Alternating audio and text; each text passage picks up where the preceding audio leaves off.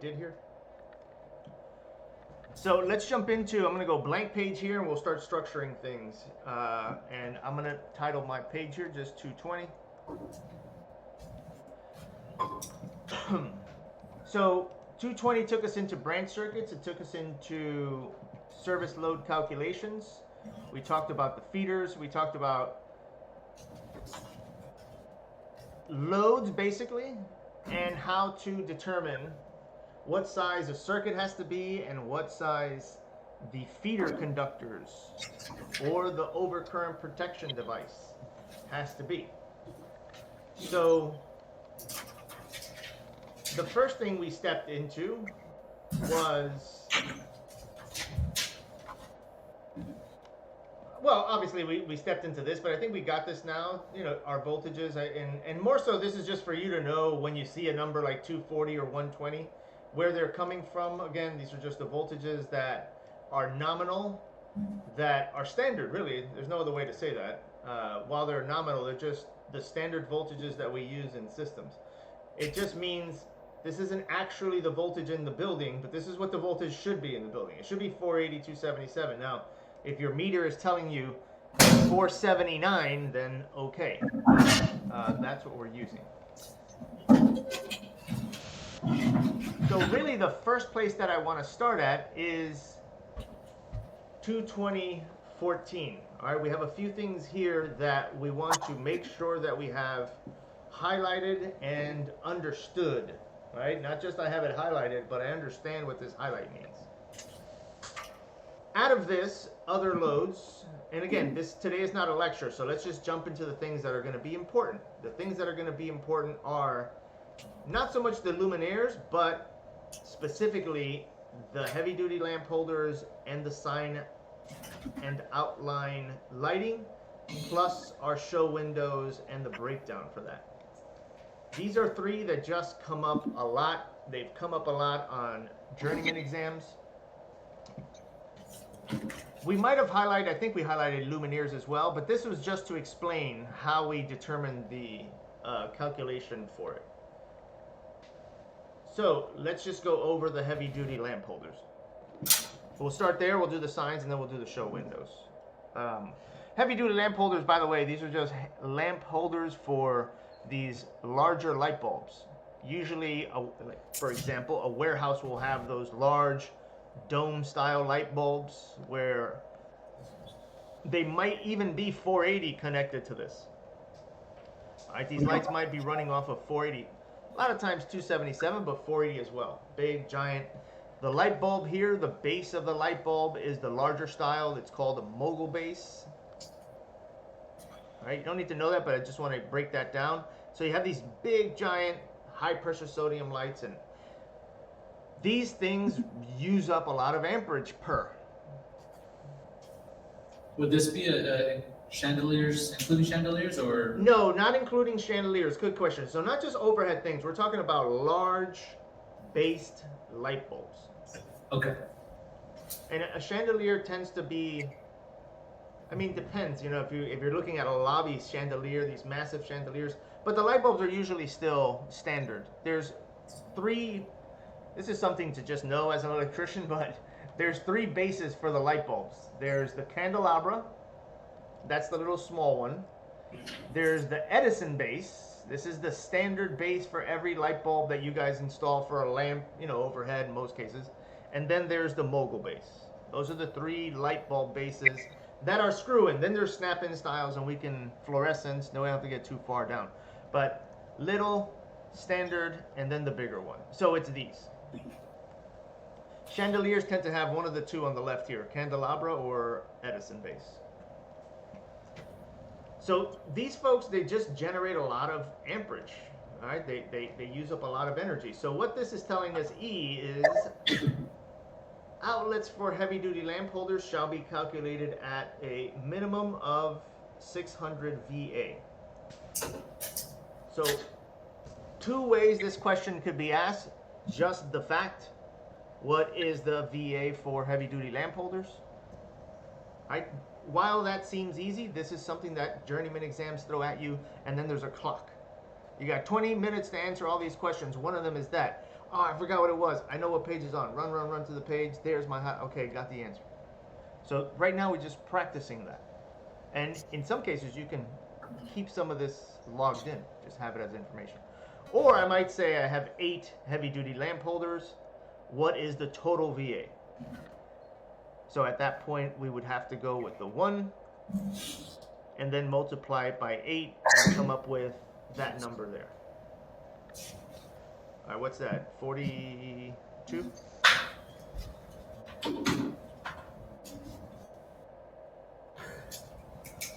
No.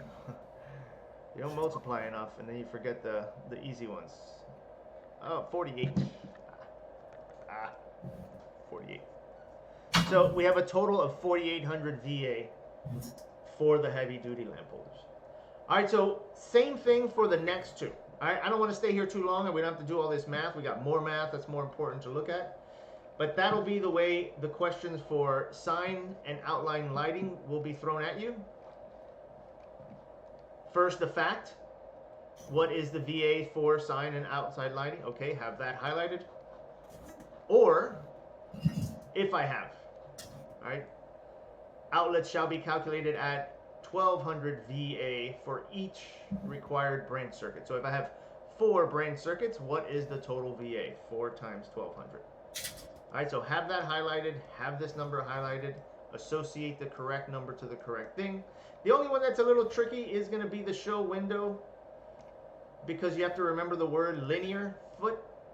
And if I have 12 or, you know, whatever, let's make it easier, 10 linear feet of show window, then it's the 10 times the 200. Not, you know, you're not doing any different math. You just have to remember what linear was. Linear is from the side to the side of the show window. Now, why is that important? Because I may say the show window is 12 long by 4 height. What is the total VA for a show window 12 foot long and 4 foot tall, or with a height of 4 feet? Wouldn't it be like 2,400? It's 200, right? VA? It's oh, that one. Sorry, 12. I meant 10. But I put both of my, I put 12 there, 10 there. So I was still looking at this number. Oh, So yeah, 10 foot long and then 4 foot high. So we're only focused on the linear, right? This is one side to the other. So not too complicated, I don't think. Just have all those highlighted. If anybody has a follow-up question, we're gonna get over to the next area so you can think of it now. And those are the only one. Don't worry about fixed multiple outlets. They're not gonna come up, or multi-outlet assemblies. They're not gonna come up on the exam. We did highlight the 180 VA. So this might come up. This might come up as just a receptacle outlets, except covered in 240.4. thank you. 1 bless you, and 14J. Receptacle outlets shall be calculated at not less than 180 VA for each single or for each multiple receptacle on one yoke. This little note there is just something as an electrician to understand for a few reasons. One, if you were going to add 6 outlets or 10 outlets to an area, right? If you just had an area and you're going to put 10 outlets there for whatever reason, right? A garage, somebody asks you to put a bunch of outlets. Studio, somebody wants a bunch of outlets for a studio, a bunch of machinery. What do I got there? 6, 8. Oh, it works out perfect. 10. So, okay, I got 10 outlets. The next thing I got to think about is breakers. I need breakers now to connect these. So how do I determine the size of the breaker that I'm going to need for these 10 outlets? So this is where this walks in. It tells us it's going to be calculated at 100 VA for each outlet that you have there. So if you have 10 of them, this will come out to 1,800 VA. And we're not going to do this on the exam. We're not going to go this far down the exam, but the reason why I say it is you can then take that, divide it by 120, come up with a number here. I'm just putting X as a placeholder. You can do this math if you want, but... And that's the amperage that you're dealing with. I guess we'll show it. Might as well. Always good to learn things, or we did this, so remember things. So we have 15 amps. That's what this comes out to. So one 15 amp breaker, if these were non-continuous, but in most cases people are just like, let's not do that. Let's treat everything. It's one of the things that I like to do is everything is a continuous load, even if it's not. Just do it. You don't know what anybody's going to plug into this later on, so 20 amps would be good. More than covers 15. You got a 15 or a 5 amp buffer. Also an idea is one home run for 5, and then another home run for, and then each of those 15 amps or each of those 20. We could always go above. Right? You could always make this way bigger than it needs to be. So I just want you to know 180 VA per receptacle and what the yoke of the receptacle is. It is the holder, all right? The little metal that we screw into the back of the box, or to the box, not to the back. Where the receptacle sits. So you can have one receptacle, or sorry, one outlet, single outlet, or you can have a duplex, which is usually the standard style, right? The double. So it's 180 VA for both of those. All right, for the both. Not one each. If you had just a single receptacle, which a lot of times we put this when we don't want anybody to plug anything else into whatever we've plugged in here. I usually do that with the fridge or a large washing machine setup. Anything that I'm like, don't plug in anything else to this circuit. So that's what it's saying. If it's a single or a double, if they're on the same yoke. We'll leave things. We'll leave. Okay, good. So far, so good. Now, we should know, all right, I'm just going to highlight, but we're going to use it. So we should know if the question was just like, what is the minimum VA per square foot? By the way, if you want to go 10 VA per square foot, have fun. Minimum is 3 VA per square foot, or square feet at 3 at this point. And so we used it. All right, we skipped all this. We didn't do any of that. We jumped down and started doing our load calculations. We'll get to this in 1 second. We'll use that 3 VA now. The other thing is have an idea about this table. It is not very difficult. We've covered now plenty. But this is the VA per square feet for anything else that's not a dwelling unit. Now, as an instructor, fun to ask questions that require you to come over here into this section just to add levels to the question. So, for example, if I say an office, okay, that's an office. But if you look at number 4, if I were to ask for a bank, well, if you come up here, there's no bank. So you use office? Exactly, you use office. Very good. Are any questions like this going to be on the exam? I think there's one that throws in one of these things down here. So here's my note. If you don't see it here, okay, if you don't see it here, I didn't go crazy and put something that doesn't exist. It's something down here. Now, for example, if you look down here, we have a few things, right? Look, barbershops, beauty parlors, stores. If I say it's a Target, well, there's no Target here, right? But that's a retail store. Not that I'm going to put Target, but just to give you an example of, I don't really see it here, but I know it's a thing. So let me go find it. All right, just to keep you on your toes. It's not going to be too complicated, and it won't be 20 questions like that.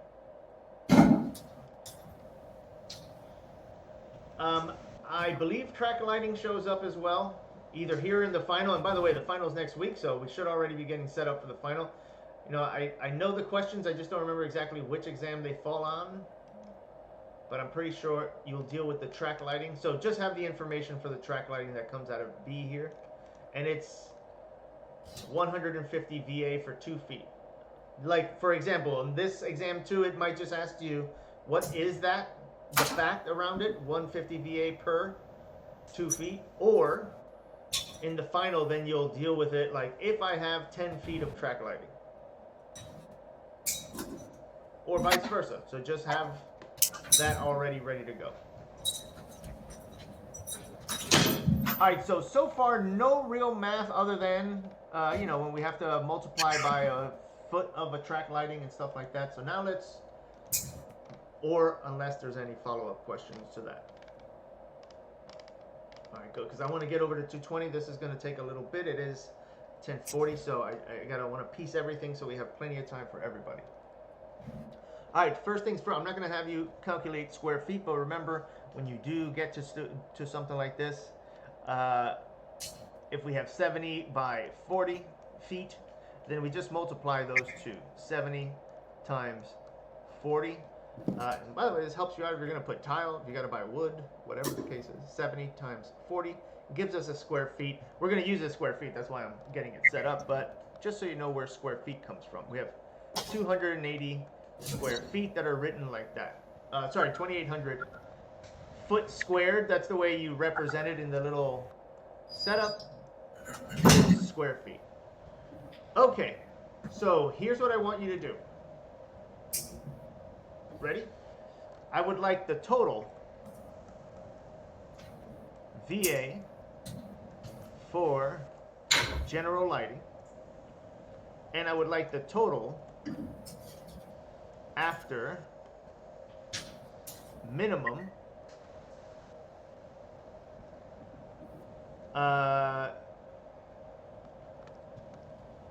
laundry and small appliance. All right, and this will walk you through facts as well. There are facts around this that you may also simply just get the question about the fact. Let's wrap this up and get to these answers, and then I'll elaborate on that. By the way, that's an ant. Let me just write ant. There we go. Not bad. All right, so you should know how to get to the total VA for general lighting. Remember, we have to apply the demand factor, meaning, just to remind everybody, you do have to use this to come up with that total general lighting load that I'm looking for. VA for general lighting is always put through that calculation.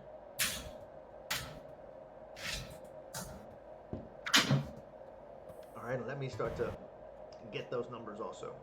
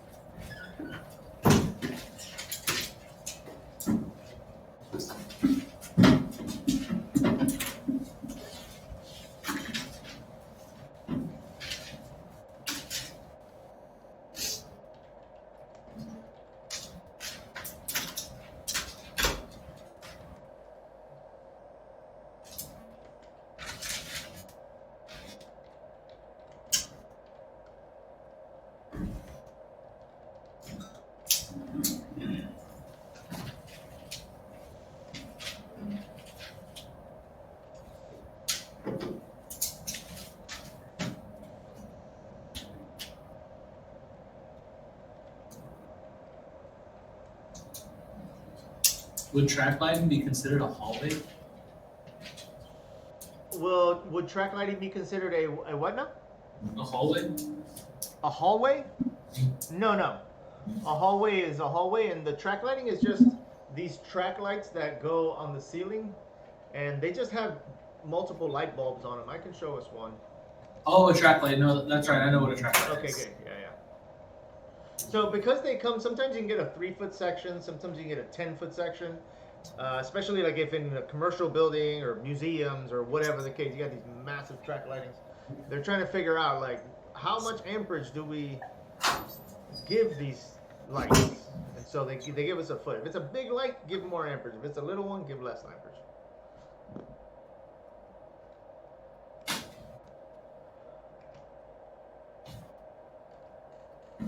Okay, that's a good time right now. Let me go over to my number that I have here. You should have, or I have, and I hope I'm right,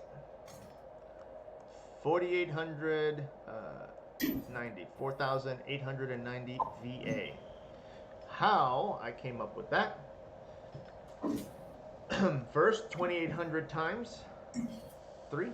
That was our first step. We got 8,400, but we take away 3,000, right? We just put it to the side. We don't get rid of it forever. We just set it over to the side for the second because we got to work with this at 35% first.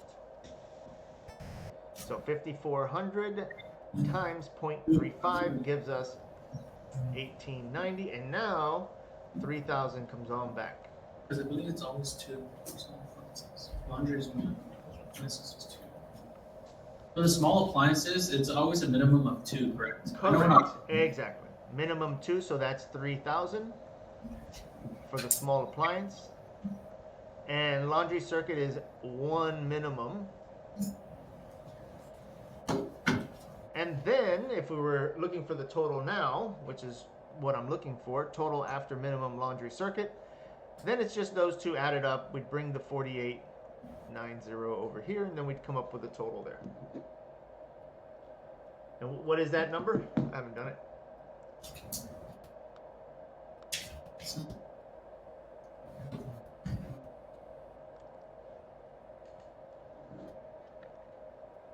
$93.90. Say it one more time. $93.90. 9390. Looks about right. Okay, so facts that we know, as was pointed out, 1,500 VA per small appliance load, minimum 2. That's a fact. What is the minimum requirement for small appliance loads? 2. Or minimum VA? 2 or 3,000. Very good. So any one of the direction those questions might come in. Got to know both sides of that going. Same thing for laundry circuit. How many are required? 1. At what VA? 1,500. Another fact here was 3 VA per square foot, which, you know, we know that part hopefully, but I don't have it here. 2,800 times 3 minimum. So what is the question? What is the minimum VA per square foot for a dwelling unit? 3. Always 3. Minimum if we're saying minimum. And if the question said, what is the total VA for general lighting? By the way, I am going to add in the question after the demand factor has been applied. I don't want anybody to forget it. Right now, it's not about that. Right now, it's just taking you through the process. So for me, it's not like to stump you in the process. I would like everybody to learn to do the process, even if I have to facilitate a little bit of what you have to do for the process. Like remind you after applying the demand factor. But you should already know that. And if you do, great. I will help for this exam. Same with the what is the demand factor for VA from 3,000. That's a question as well, that 35. And the first 3,000 are at what percentage? Again, these are all facts that we know. First 3,000 are at 100%. The remaining at 35%. That could be a question in and of itself. Those questions to me are as important because those are the ones that just remind us. This process is a long process to do a whole house. When am I going to tell you to do a whole house? Not yet. All right. So even in real life, not yet, unless you're moving out into the woods and creating your own situation, which that's a good idea at some point. So just know the facts. Know the 3 VA, know the 1500s, know 2 per. And let's go make sure we have it too, because we can highlight this. Let's go over and make sure we have 22052 that tells us 1500 VA for each. Sorry, go ahead. Was there a question? In 220.52, at the end it says, these loads shall be permitted to be included with the general lighting load and subject to the demand factors in table 220.45. So shouldn't we be adding it all together and then doing the 35%? Okay, so let's go back to, it's a good question. So here's the question, just in case you didn't catch it. The question says, due to this, what this article is saying here, it says, these shall be permitted to be included with the general lighting load and subjected to the demand factors provided in table 22045. If we look at table 22045, it comes back over here. So this is what it's saying. It's saying that if you wanted to, and that's why I'm taking you back to code A, shall be permitted, not shall.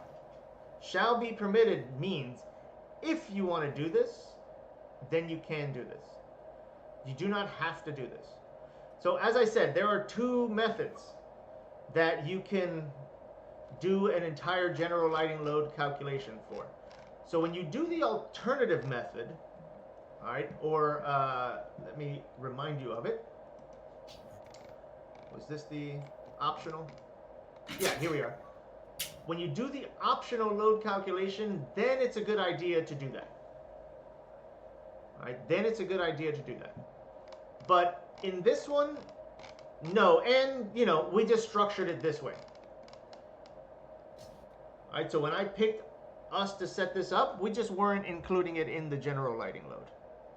We just treated it on its own. Can you? Yes, you can, if you wanted to, but it's not a requirement by code.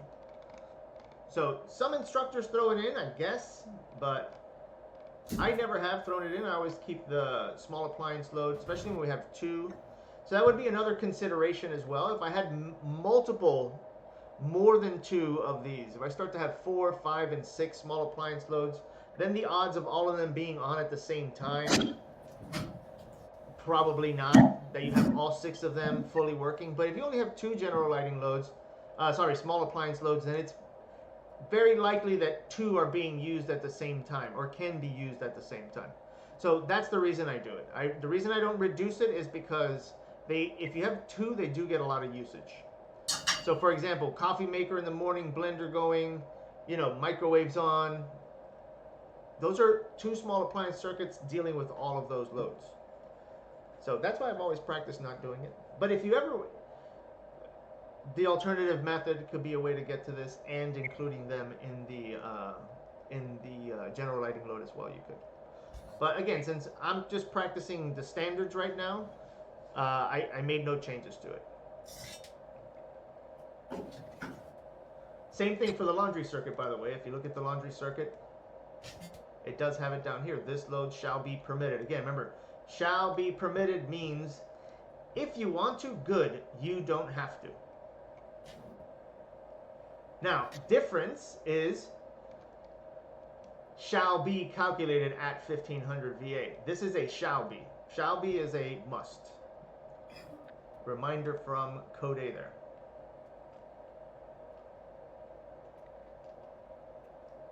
All right, same thing. Down here they have a shall be permitted to be excluded.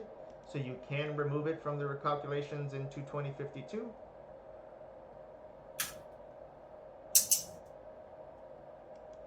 So you can, you don't have to. Either one is fine. But good question either way. Don't get confused by that. We are not that's the other thing too. We are not applying it to the general lighting load. It'll be a multiple choice, so if you're like, you know what, I want to do it because it says I can. Don't, because when you get to the multiple choice, it will be the wrong answer. All right. Any other follow-ups? Good question. Good eye on that one, but we'll stick to not applying it. Let's see what else. So again, you can highlight both of those. Make sure you have them highlighted. The question might just be 15. Now, the other thing I want to remind us of, all right, because it's not here. It is here, but it's not here. Which is minimum 2. All right, it's not here. All right, it's not here, but it is a requirement. All right, minimum 2, and Article 210 gives us that requirement. As I said, it's here, but it's not here. So remember that as well. All right, so if we wanted to structure that, that would be a way to structure some of these notes already, is have the 3 VA per square foot, have the 1500, tell yourself already 2 for small appliance, 1500 for laundry. If you highlight all this as well, this is all a good structure to have. Have the 3000 VA 100%, and have remaining. Now you could obviously write what they're writing here, 3,000. 3,000 to, what is it, 120,000 or something like that. You can write all that if you want to, but I always just call it the remaining, because we're never up that high. We only do single family homes. If we were doing an apartment, then yes, but we're not doing an apartment. So I just always just put it as remaining 35%. But obviously there is a minimum to maximum there. 3,001 to 120,000. So if you were doing an apartment building with, 100 units, then you're definitely going to be over 120,000. That's why they include it there. See what else I'm seeing, that 3 VA square foot. In fact, we can fill in the blank there as well.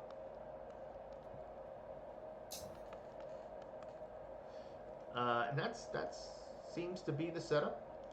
I don't think I'm missing anything there.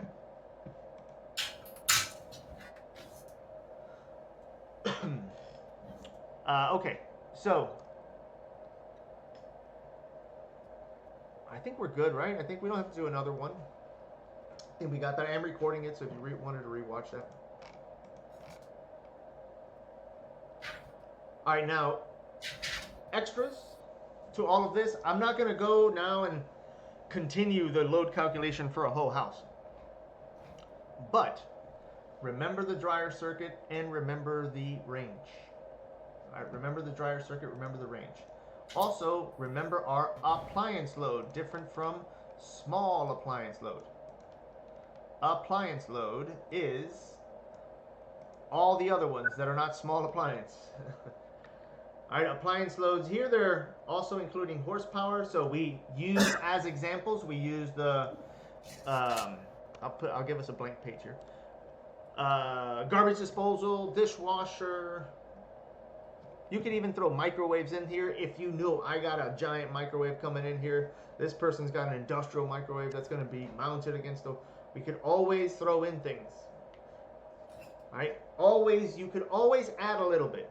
The refrigerator, which we haven't used. Usually, sometimes, because a lot of times, certain appliances come with the home. Some appliances do not come with the home. So sometimes refrigerators are included, sometimes they're not, as far as, getting the information on it. So the only thing out of there that I want to make sure you understand is the 4 or more. If we have 4 or more at, we didn't do horsepower, so specifically 500 watts. So have the 500 watts highlighted, have the 75%, and make sure that you know it's when we have 4 or more of these. So if we had, we'll do a quick example. Garbage disposal, we had the dishwasher, we had a water heater. Whatever these are, 100%. There's only 3 of them. All right, if this was 1,000, this was 1,000, easy numbers just for our math right now. This is 3,000 and that's it. We make no changes to this. What was that last one? You said garbage disposal, dishwasher? Water heater. Water heater. Water heater. Yes, sir. These are not correct wattages for these. This is just easy math wattage for us. So that's only 3. So first, the rule requires 4 or more. So if I added a 4th one here, let's say the fridge.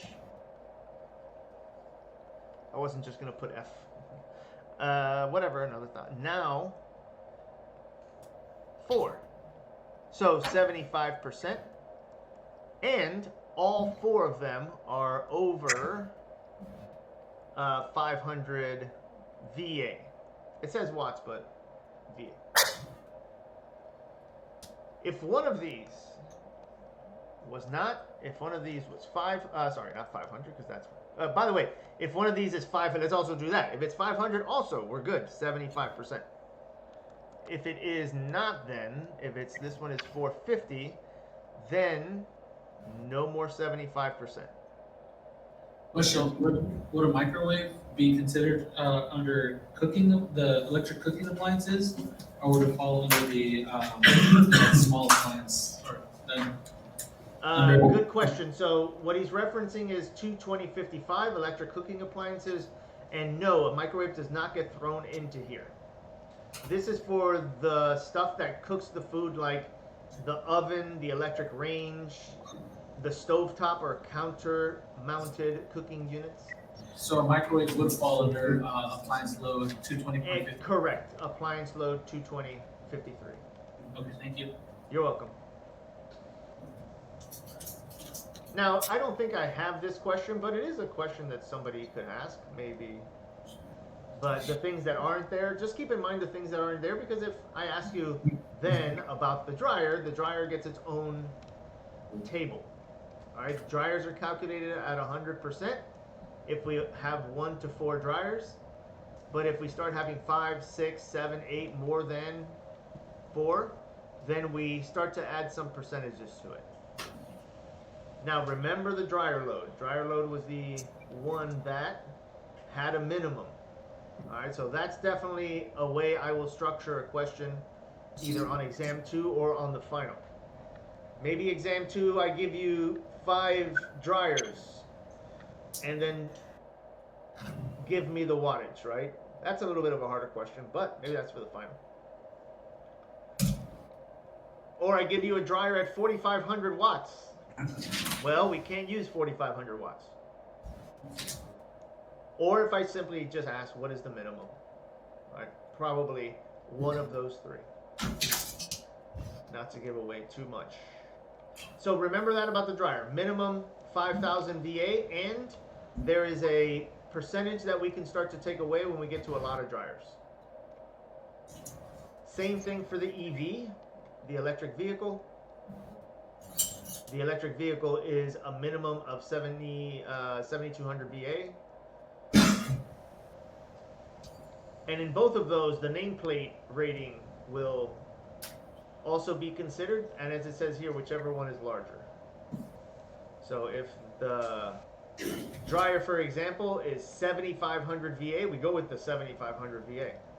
If the dryer is 3,000 VA, then we go with the 5,000.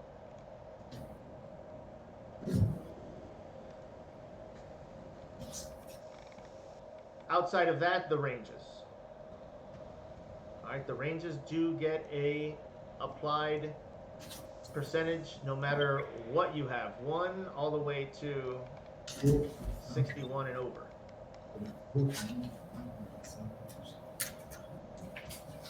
All right, and that's it. That seems like a lot, but that's it. All right, we'll add them to our notes here. Appliance 4 or more, 500 VA, 75%. All right, this is a good paper to have. Dryer, 5,000 VA, or I'm just going to put NP for nameplate, not to spell it all out. You can write it out for yourself. And then we have our EV 7200. Put a better VA there. VA, same thing, or nameplate.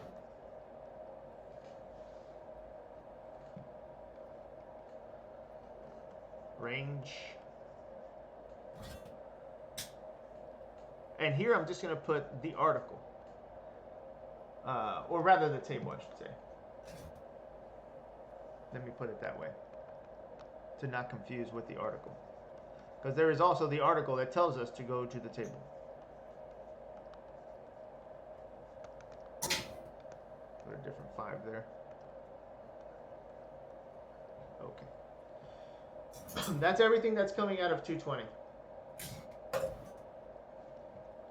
We're not going to do a whole house. I'm just going to ask little things along the way.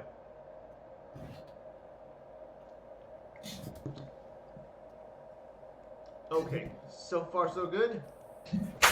Follow-ups, questions, anywhere that you want to see some questions asked. I'll make note. We're going to do, if we want extra questions, we'll do them towards the end, but I just want to make sure we hit up all the articles, but keep it in mind, and if you can tell me now, I'll put a little asterisk by it. We'll come by later and ask some questions, but if anyone needs to see anything. If not, let's jump over to 310. All right, and you can find the beginning of 310 in page...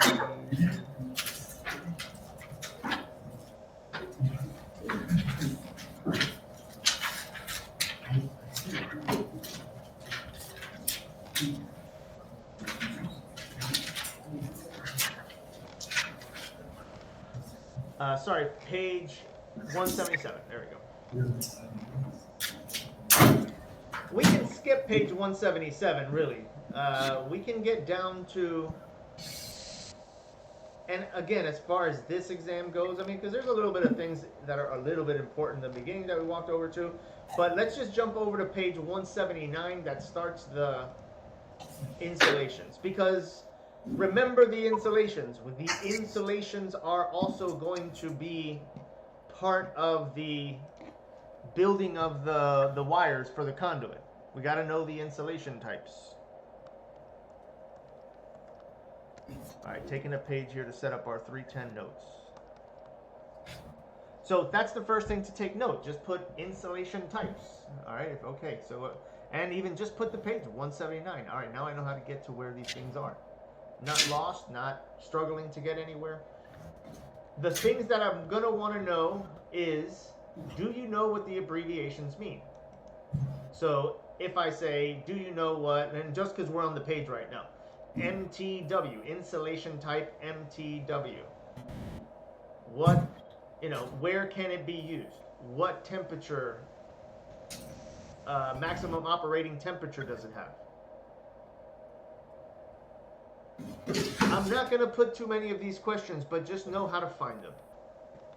I may ask, which type of insulation can be used underground, right? So you come over here, applications, provisions, the application. This is where I can use them. And if you look, wet, dry location, wet, dry. It's not till we get to the, and I'll give you a hint for underground, it's going to have a U. You drop all the way down to the U's. Where is the U? I just passed it. There we go. Let's go to the one that has a single UF. Underground feeder. So that's what I mean. If I say true, false, TW, just because we're right above it right now. TW is for dry locations and wet locations. Yes. So know those things. I don't think the insulation is too much of a struggle. You just got to find the right insulation. And here there's no asterisk like the ones in the side. It's just the wire and just the thing that it's used in, moisture resistance, thermoset, etc. Temperature rating is another one. So let's jump over to when is it going to get useful? All right, let's jump over to when it's going to get useful. And we got to run down a little bit. Passing. This is the article for it, 310.14, but this article is going to take us over to the table, so we'll jump over to the table in a second.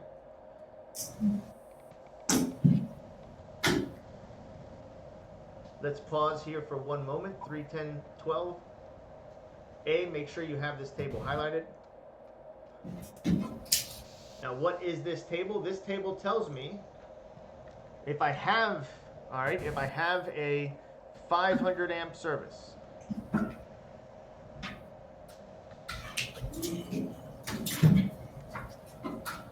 Remember what a service is. A service is the panel at the building, at the house, the thing that is going to provide all of the electricity for that building.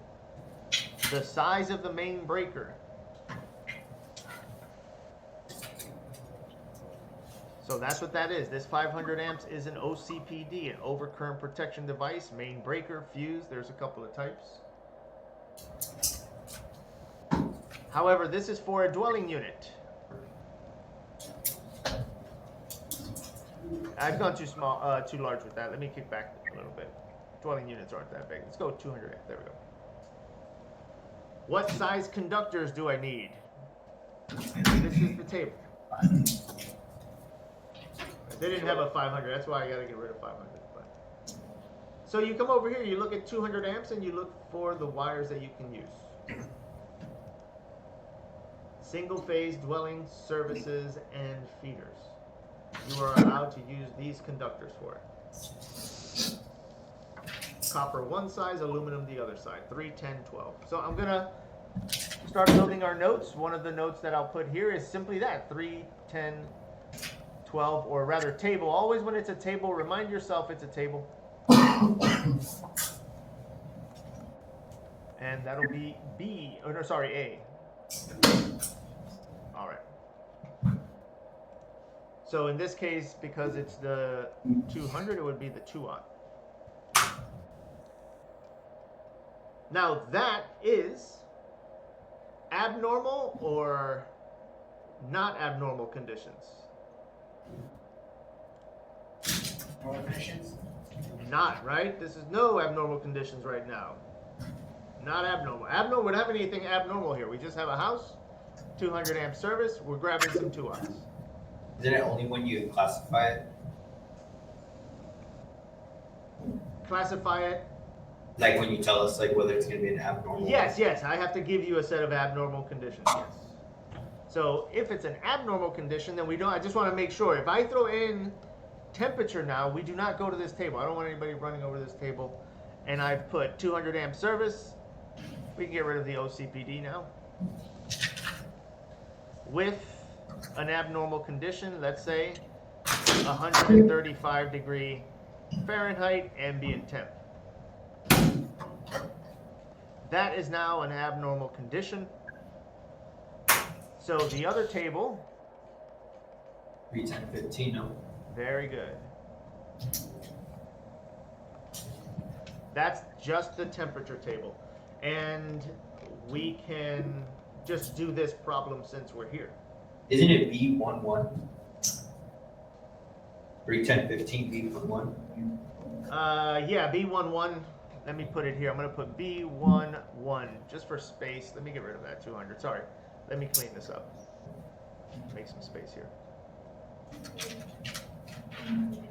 Yeah, because I know there's 2 tables in family setting. Yeah. Let's make sure we have the right one here. There we go.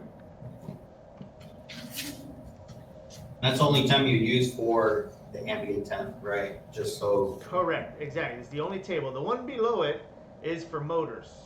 400 degrees Celsius, 104 Fahrenheit. This is for our standard loads. Motors are tested or run at a higher temperature factor.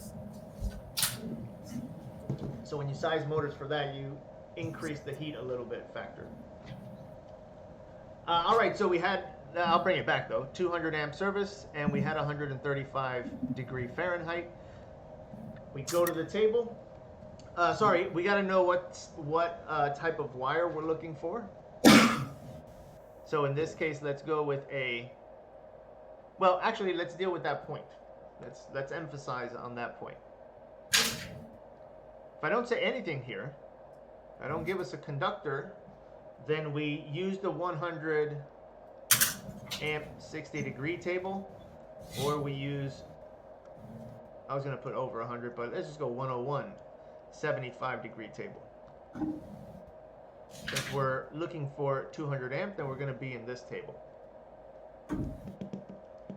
So what size conductor do I need when we're dealing with 135 degree Fahrenheit? Remember, if you want to do the divide, you're going to divide whatever the correction factor is by 200. And then go to table 175 and find the correct wire. So you can come over here, 135, between 132 and 140. 75 degree column, because that's where we're going to pull this wire out of. So that's the 0.58. It's going to be a large wire. That's a lot of heat.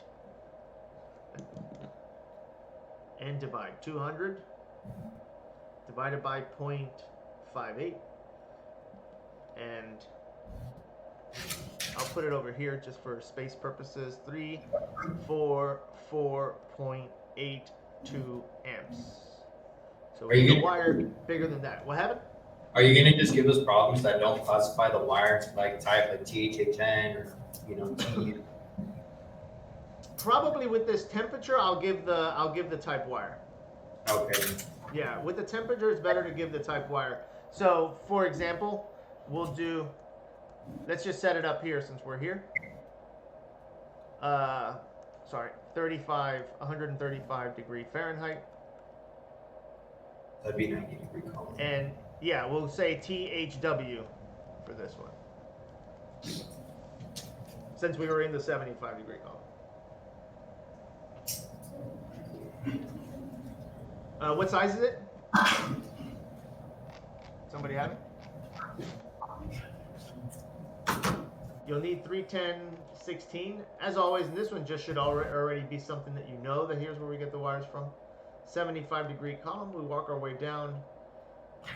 And it can't be the 400, 335, one too small there.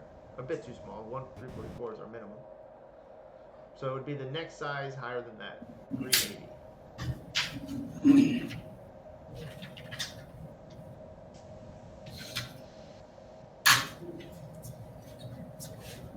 So we're looking for 500 kc mil.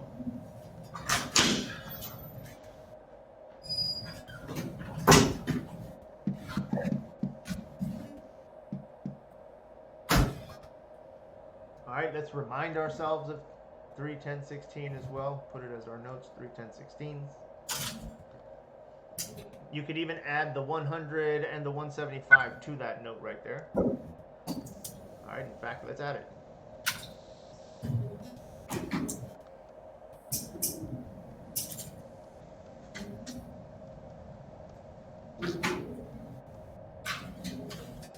There we go. Now we got it. Let's try that question one more time. Let's do that one again. All right, let's say we have 100 amps to deal with. We're looking for THHN. And we're dealing with 125 degrees Fahrenheit. What size conductor am I looking for?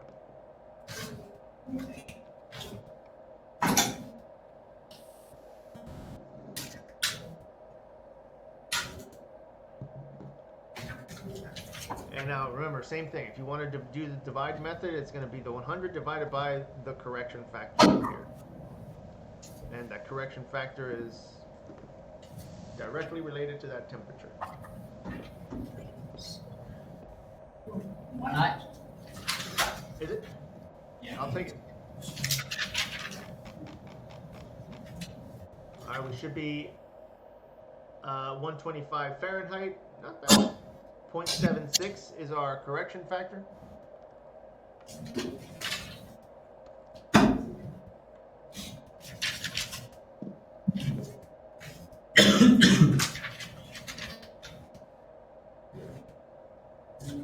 And this should be 131 is the amperage that this comes out to. I'll put it here. 131 amps. And now, yeah, we're in the 90 degree column, and then you work your way down the 90 degree column. Why 90? Because THHN. And we find the THHN, there it is, and we walk our way down until we find a wire that can hold 131, too small. 130. 1 gauge. Yeah, number 1. So that one is the wrong answer. Or sorry, that 1 amp on the 130 I meant. So the number 1 AWG, correct wire. That's as hard as this is going to get. If you can do this, if you can go, here's an amperage, there's the wire type, and there's the temperature. Can I get to the right size wire? We're there.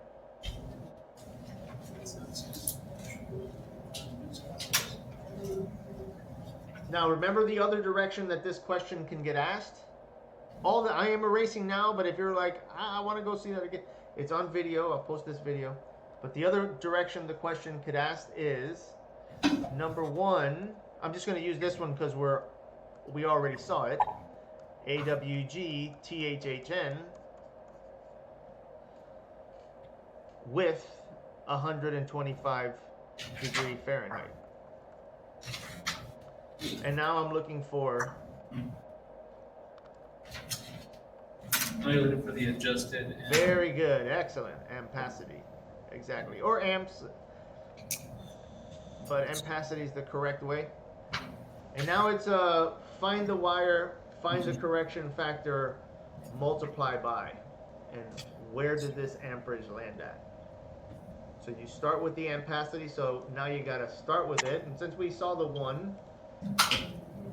It was 145. We start with 145, but we're not going to end there. We're going to multiply it by the correction factor, which we just looked up, and that's why I used it. And now this drops. Should be 131, I think. Oh no, 110. There you go, 110. There we go, 110. So we have a adjusted ampacity of 110 amps. Which is good because in the last question, we were covering 100 amps. So it's kind of like 2 ways to get to the same answer in that sense.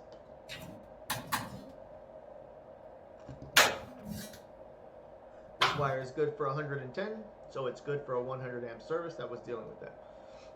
So those are the 2 directions that this can get asked. Temperature wise.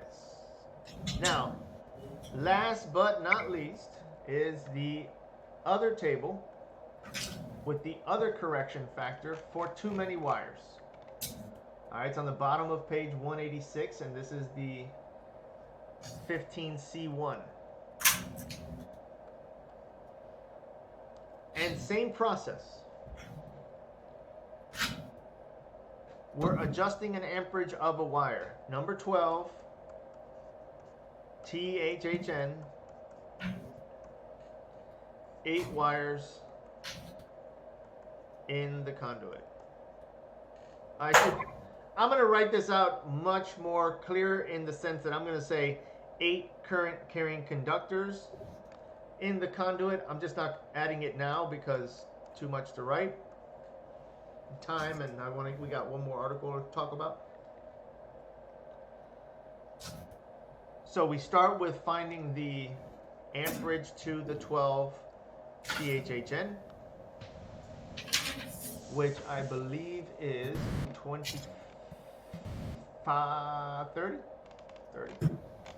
30. Yeah. We start with 30, and then we adjust that 30 by whatever 8 wires, or again, current carrying conductors. I will emphasize that in the question because that's really what it is. More than 3 current carrying conductors. If there are a bunch of ground wires, which would be odd to have a bunch of ground wires in a pipe, but we wouldn't count them. If this was 8 wires, but 7 of them were ground wires, then there's only 1 current carrying conductor in there. But so yeah, 70, whatever 70 comes out to. 70% of 30. Or 30% of 30, really. 21. So there's the adjusted ampacity for too many wires, too many current carrying conductors in the conduit.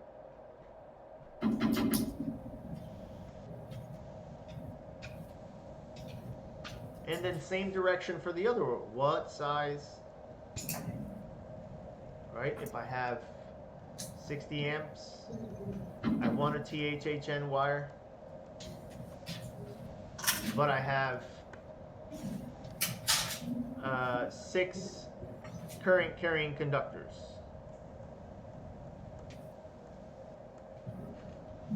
Then we're working the other direction. But again, if you're going to do the divide one, it's 60 divided by whatever correction factor is there.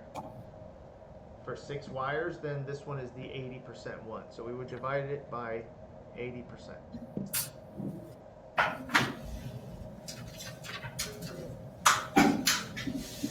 I'm only rushing a little bit through it because we just did this for the temperature, so it's just the same process except a different table. And now this is the amperage that you're going to select the wire. In this case, we're working with THHN, so we are sticking to the THHN 90-degree column, and I'm bringing 75 here until I get to the right size wire, which is the number 6. Number 6, 6 conductors for 60 amps.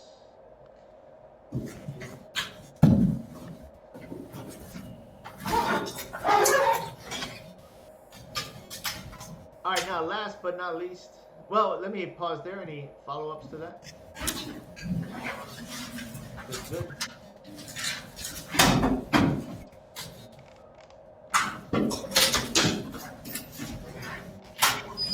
Now, I think I have one question that is parallel. I think I might have one question that's parallel. Remember what parallel was? Parallel is more than one wire dealing with the amperage of the circuit. So, and I'm looking for the parallel note, but I can't really find it here.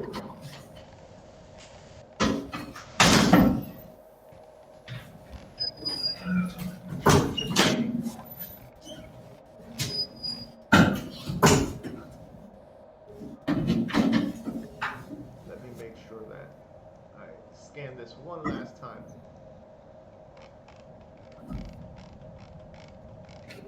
I think it was in the opening. Was it in the opening?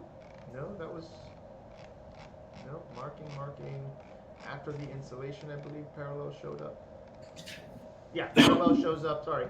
Page 182 down here at the bottom. Now, I'm not going to get into dividing too much and going to find wires. I don't want to complicate it too much in exam 2. So the only real question that you'll probably get is about the minimum size conductor that can be used.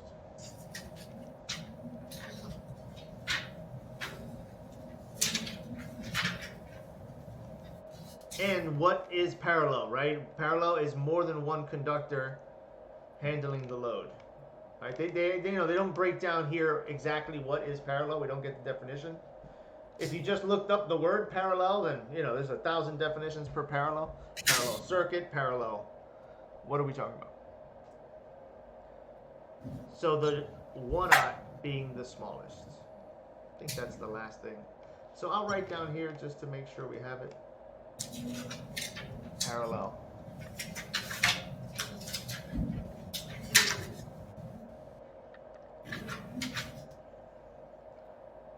And the article that it comes from is 31010, and specifically this is letter G.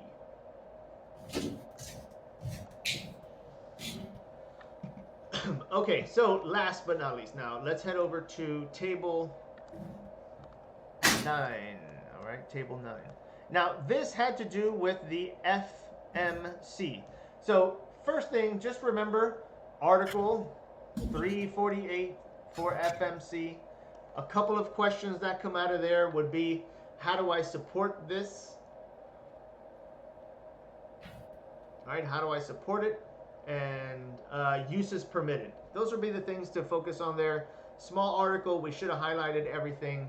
But if we get over to article 348.22, this is the one that's going to take us to table 9. Sorry, let me just get the correct table number here. 1 second. And here was the article here. Well, sorry about that. It is table 1. Sorry about that. And this is the reference to it here, table 1. and also chapter 9. I had those two confused. My mistake on that. So I'll write it over here. It's table 1. Yeah, the 9 was throwing me off there. I wrote it incorrectly. All right, and chapter 9. Yeah, here's where I paused, and I was like, wait a minute, it doesn't take us to... You can even write the page for yourself there as well. It's in the back of the book, as we call it. All right, and table 1, put it here.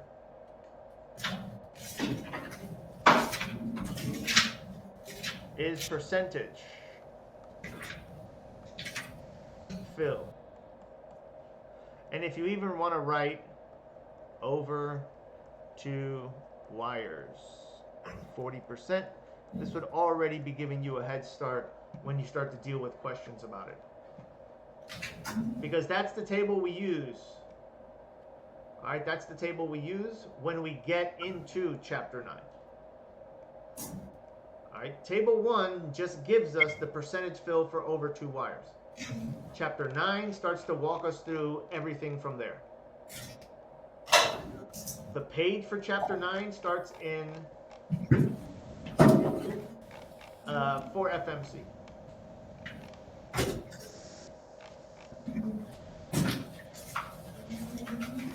That's the one that starts on page 716.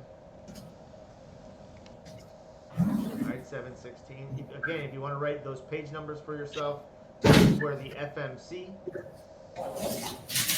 over 2 wires, and here's where we have our sizes for the individual conduits.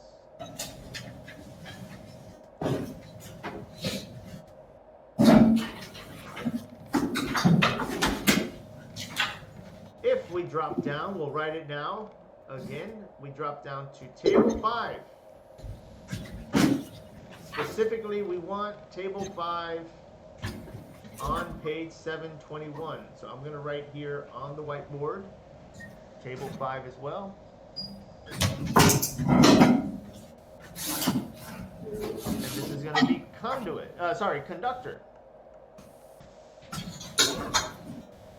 Size. And we want to put inch squared so that we know it's for the conductor size when we're trying to size for the conduit.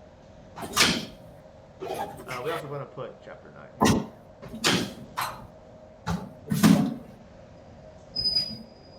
FMC.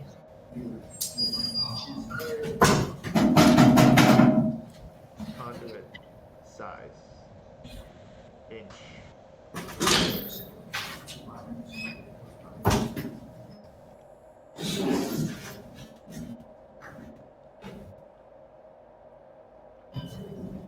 Clean up this table. I don't like the way I spell it. There we go. Table 1. Okay, so let's deal with a question here. All right, now that we have all the setups. So the questions are, again, I'm either going to ask what is the percentage fill for over 2 wires? 40%. So good. Likely going to be a question. But as far as what size conduit for, and let's go with 5, number 6, THHN, that's the table that we're using, and let's go with 1, number 8, THHN.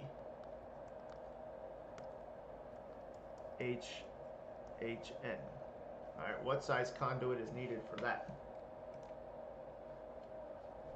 All right, down to a few of you, so somebody will have to give me the answer. But that's good, you guys are. Now again, we're looking for approximate area of the conductor, so when you get to page 721, to look for the THHN, that's where you should find it. Write that down for yourself as well if you like. We're looking for the approximate area, which is the column right there. All right, the third one from the left. We find the wire. We got 2 different types of wires, rather, or size. 6 and 8. We get both of the numbers here, and then we multiply by the appropriate amount that they're asking for.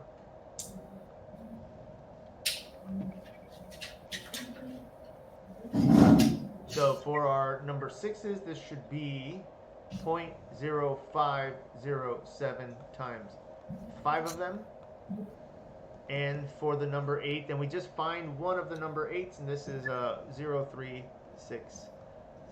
So we add the one on the left for the number 6 conductors, add it to the number 8 conductor, and we are in business as far as being able to size this conduit. And this should be 0.2535, and then we'll add plus 0.0366. Don't forget those zeros. Those zeros throw people off. Come up with the wrong answer, and that's when I'll get like an oversized conduit sometimes. When it's supposed to be like a 3/4 and somebody tells me 3-inch, I know that somebody forgot to add that zero to it. And by the way, I didn't put it here, but I will put it on the exam since we were working with FMC. I felt it was a given just now, but we're looking for FMC. That's why we're going to specifically page 716 and 717 because we're looking for the one that is sized for FMC. And so now we take that 0.90. Okay, so 0.9. No good. Sorry, 0.29. Sorry, 0.290. 0.1. Nope. I need a 0.2 something. All right, I got a 0.2 here, but it's only 0.213. So that's too small. So the next size, the correct size FMC would be a number 1.